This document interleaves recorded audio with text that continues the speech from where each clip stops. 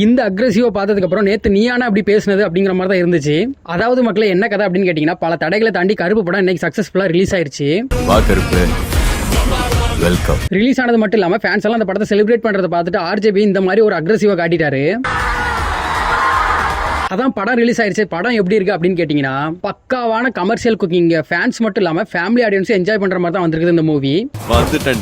இனிமே செம்ம அடி அடிக்க போறேன். அதுலயும் சூர்யா வந்து கருப்பா டிரான்ஸ்ஃபார்மேஷன் ஆகிற அந்த சீன்ஸ் எல்லாம் பீக் லெவல்ல இருந்து தியேட்டர்ல. ஆனா ஒன்னு ஃபர்ஸ்ட் ஹாஃப்ல வந்து சூர்யாவோட அப்பியரன்ஸ் வந்து கொஞ்சம் கம்மியா தான் இருக்கும். விக்ரம் மூவி மாதிரின்னு வச்சுக்காங்களேன். செகண்ட் ஹாஃப்ல ஃபுல்லா சூர்யாவை சுத்தியே தான் அந்த கதை போயிட்டு இருக்கும். கொஞ்ச நாள் இல்ல பயம் விட்டு போச்சு. அதுலயும் ஆர்ஜேபியோட வில்லன் ஆக்டிங்லாம் சும்மா தரமா இருந்தது.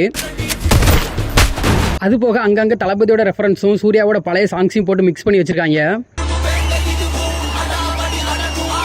அப்புறமா பாத்தீங்கன்னா பேக்ரவுண்ட் ஸ்கோரும் சாங்கும் சும்மா சாய் வந்து சலிச்சு விட்டாரு அப்படின்னு தான் சொல்லணும். அதுலயும் பிஜிஎம் எங்க ஏத்தணுமோ அங்க ஏத்தி, எங்க இறக்கணுமோ அங்க இறக்கி தியேட்டர்ல இருக்கிறவன் தொண்டெல்லாம் கிளியறதுக்கு காரணமாயிட்டாரு. கடைசியா ஒரே வரியில சொல்லணும் அப்படின்னா, நம்ம அன்பான ஃபேன்ஸுக்காகன்னு சொல்லிட்டு அமர்க்களமா பண்ணி விட்டாரு படத்தை. எல்லாம் நம்ம அன்பான ஃபேன்ஸ்க்காக. நீ கலங்கஸ்தபா.